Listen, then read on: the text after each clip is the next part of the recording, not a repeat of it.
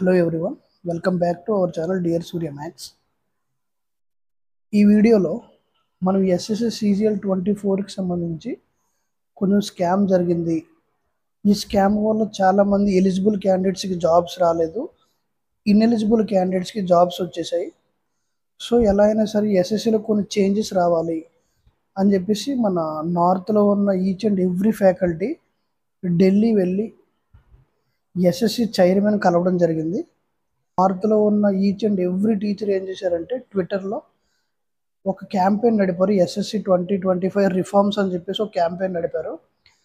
మనకు all over ఇండియాలో second ట్రెండింగ్లో నిలిచింది ఈరోజు ఎస్ఎస్సి రిఫార్మ్కి సంబంధించి ట్విట్టర్ క్యాంపెయిన్ ట్రెండింగ్ 2 అయింది ఈరోజు. సో మన ఎస్ఎస్సికి సంబంధించిన ఫ్యాకల్టీస్ గగన్ ప్రతాప్, అభినయ్ సార్, శుభం సార్, ప్రసీద్ సార్, రాణి మ్యామ్, ఇలా చాలామంది ఢిల్లీ వెళ్ళి ఎస్ఎస్సి చైర్మన్ దగ్గర ఆఫీస్ ముందు కొంచెం ప్రొటెస్ట్ చేయడం జరిగింది. సో అక్కడ ఏం జరిగింది, అసలు ఎస్ఎస్సిలో ఏ చేంజెస్ వస్తున్నాయి, అసలు ఏంటి అనేది ఒకసారి వీడియోలో కంప్లీట్గా డిస్కస్ చేద్దాం. ఏం జరిగిందంటే ఏప్రిల్ 1న మనకి ఈచ్ అండ్ ఎవ్రీ టీచర్, మనకు ఇప్పుడు అర్థమెటిక్ అయినా ఇంగ్లీష్ అయినా మనకి ఎస్ఎస్సికి సంబంధించిన టీచర్స్ ఎంతమంది అయితే నార్త్లో ఉన్నారో వాళ్ళందరూ కూడా వాళ్ళ స్టూడెంట్స్కి వాళ్ళ గ్రూప్స్లో చెప్పడం జరిగింది. ఈరోజు మనం ట్విట్టర్ క్యాంపెయిన్ చేస్తున్నాము, మీరు అందరూ మనకు సపోర్ట్ చేయండి అని చెప్పేసి చేశారు. ఆ ట్విట్టర్ క్యాంపెయిన్ ఏమైందంటే ఈరోజు ఆల్ ఓవర్ ఇండియాలో ట్రెండింగ్ నెంబర్ 2లోకి వెళ్ళింది. సో ఎస్ఎస్సిలో ఈ చేంజెస్ రావాలి, కొన్ని చేంజెస్ రావాలి, ఇన్ఎలిజిబుల్ క్యాండిడేట్స్కి జాబ్స్ వచ్చేస్తున్నాయి, ఎలిజిబుల్ క్యాండిడేట్స్కి 346లో 348లో వచ్చినా సరే లిస్టుల్లో పేర్లు లేవు, ఏం జరుగుతుంది ఏంటో అర్థం కావట్లేదు, దయచేసి దీనిపై మీద దృష్టి పెట్టాలని చెప్పేసి ట్విట్టర్ క్యాంపెయిన్ నడిపారు.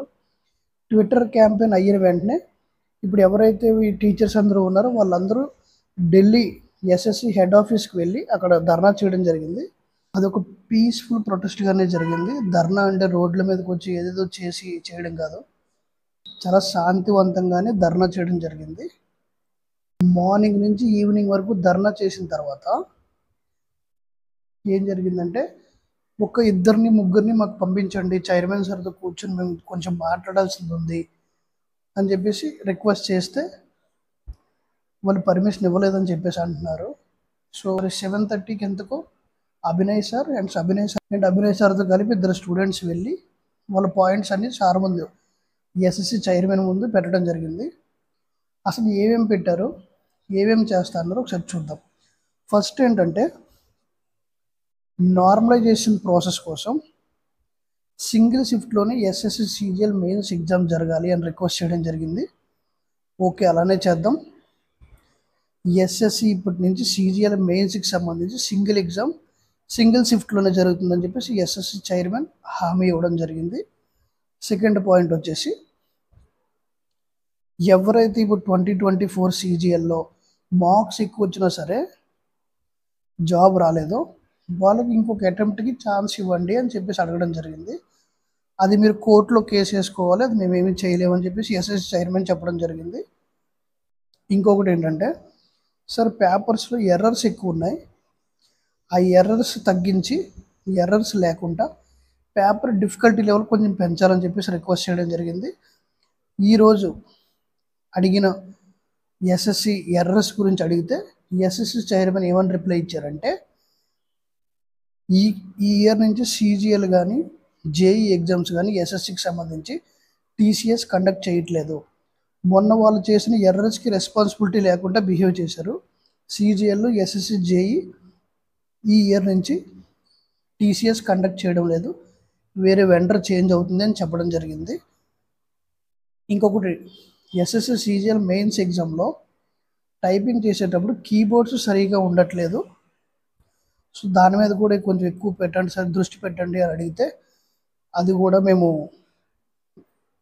యాజ్ సూన్ యాజ్ పాసిబుల్ మేము రిజాల్వ్ చేస్తాము, అవసరమైతే ఫీజు ఎక్కువగా పెంచి స్టూడెంట్స్కి ద బెస్ట్ కీబోర్డ్స్ ఇవ్వడానికి ట్రై చేస్తామని హామీ ఇవ్వడం జరిగింది. సో మనకి ఎస్ఎస్సి సీజీఎల్కి సంబంధించి ఎగ్జామ్ మాత్రం జూలైలోనే ఉంటుంది, ఎవరు కూడా ప్రిపరేషన్ ఆపాల్సిన అవసరం లేదు. ఎవరైతే ప్రిపరేషన్ చేస్తున్నారో వాళ్ళందరూ కంటిన్యూ చేయండి. మనకు వెండర్ చేంజ్ అయినా సరే ప్రాబ్లం ఏం లేదు, ఎందుకు వెండర్ చేంజ్ అయినా సరే సేమ్ కాన్సెప్ట్స్ సేమ్ క్వశ్చన్స్ ఉంటాయి కాబట్టి కొంచెం క్వశ్చన్స్ ట్విస్ట్ చేస్తాడు అంతే తప్ప కంప్లీట్గా మోడల్ అయితే చేంజ్ అవ్వదు. ప్రిపేర్ అయ్యే వాళ్ళు ఎవరు కూడా డిసప్పాయింట్ అవ్వాల్సిన అవసరం లేదు. ఎందుకంటే మీరు కాన్సెప్ట్స్ అన్నీ క్లియర్ ఉంటే ఏ ఎగ్జామ్ అయినా సరే ఎస్ఎస్సికి సంబంధించి, రైల్వేకి సంబంధించి మీరు క్లియర్ చేసే క్యాపబిలిటీ మీకు ఉంటుంది. మనకు మెయిన్గా 4 పాయింట్స్ ఏంటంటే, ఈసారి SSC CGL exam TCS conduct చేయట్లేదు. ఎగ్జామ్ ఫీజు పెంచే అవకాశం ఉంది. తర్వాత మనకి ఏవైతే ఏజ్ రిలాక్సేషన్ అడిగారో అది కొంచెం కోర్టులో కేసు వేసుకోండి, అది మేము డైరెక్ట్గా చేయలేము అన్నారు. తర్వాత ఇంకొక పాయింట్ ఏంటంటే, ఫైనల్ రిజల్ట్ ఇచ్చాక పోస్ట్ ప్రిఫరెన్స్ ఫామ్స్ రిలీజ్ చేయమని చెప్పేసి డిమాండ్ చేయడం జరిగింది. అది కూడా యాజ్ సూన్ యాజ్ పాసిబుల్ మేము క్లియర్ చేస్తాము అని చెప్పేసి ఎస్ఎస్సి చైర్మన్ చెప్పడం జరిగింది. సో మనకు మెయిన్ పాయింట్స్ అయితే ఇవి. ఎవరు కూడా వెండర్ చేంజ్ అయిపోతుంది, టీసీఎస్ ప్యాటర్న్ మారిపోతుంది అని చెప్పేసి మీరు ఎవరు కంగారు పడద్దు. నార్మలైజేషన్ కూడా వేరే కమిటీ వేయడం జరిగిందంట.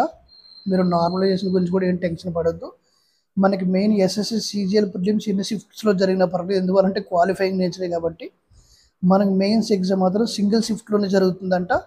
ఎవరు కూడా టెన్షన్ పడాల్సిన అవసరం లేదు.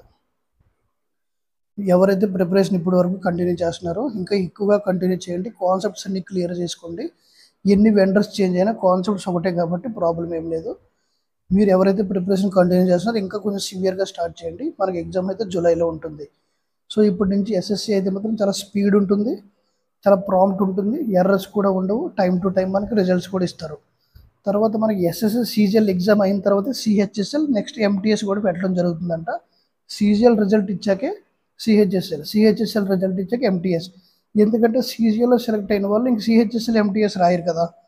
సో అలానే ఫస్ట్ సీజీఎల్ పెట్టి CHSL next MTS. CGL CHSL రాసిన వాళ్ళు ఎంటీఎస్ కూడా రాసే వాళ్ళు కాంపిటీషన్ పెరిగిపోతుంది, కట్ ఆఫ్ ఎక్కువైపోతుంది అని చెప్పి ఈ డిసిషన్ తీసుకోవడం జరిగింది. సో ఎవరైతే ప్రిపేర్ అవుతున్నారో వాళ్ళందరూ కొంచెం గట్టిగా ప్రిపేర్ అవ్వండి. వెండర్ చేంజ్ అయినా మనకు ప్రాబ్లం ఏం లేదు. Anyway all the best. మరొక కొత్త వీడియోతో మళ్ళీ కలుద్దాం.